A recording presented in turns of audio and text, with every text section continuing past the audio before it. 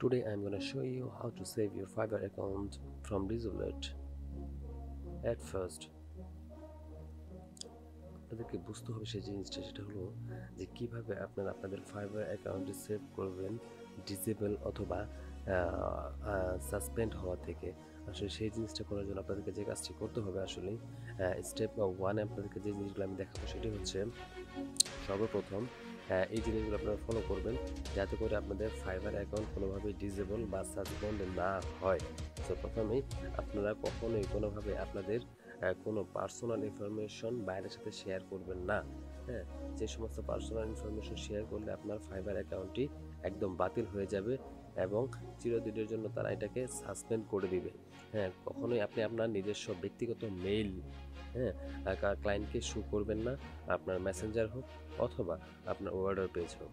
যে কোনো জায়গাতে যদি আপনি আপনার মেল শো করেন তাহলে কিন্তু আপনার Fiverr অ্যাকাউন্টে ডিসেবল হয়ে যাবে। তারপরে হচ্ছে যদি আপনাদের কন্ট্যাক্ট নাম্বার অর্থাৎ phone number, WhatsApp number, imo number বা যে কোনো ধরনের কন্ট্যাক্ট নাম্বার যদি আপনারা শেয়ার করেন তাহলে কিন্তু সিমিলারলি আপনার Fiverr অ্যাকাউন্টটি বন্ধ হয়ে যাবে।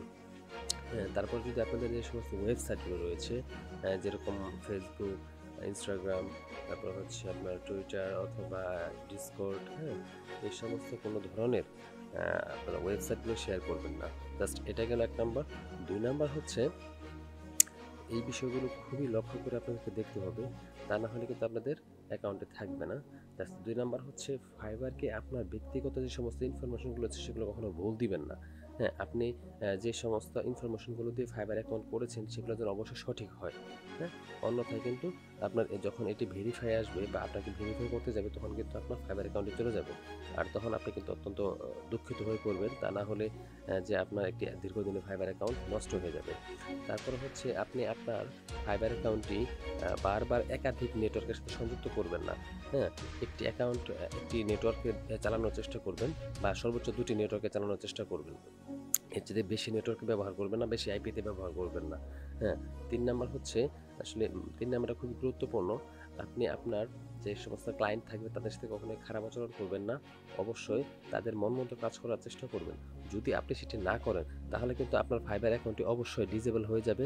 কারণ ক্লায়েন্ট একটি যদি আপনাকে ব্যাড রিপোর্ট দেয় তাহলে কিন্তু আপনার অ্যাকাউন্ট থাকবে না। তারপরে হচ্ছে আপনি তাদের সাথে কখনোই ভুল কাজ শেয়ার করবেন না। আপনাকে যে কাজটি দেওয়া হয়েছে সেটা যেন সঠিক যথাযথ হয়। যদি আপনি ভুল কাজ প্রোভাইড করেন তাহলে কিন্তু অবশ্যই আপনার অ্যাকাউন্টে চলে যাবে। তো সবাইকে ধন্যবাদ। আজকের মতো এ পর্যন্তই। ভালো থাকুন, সুস্থ থাকুন। আল্লাহ হাফেজ।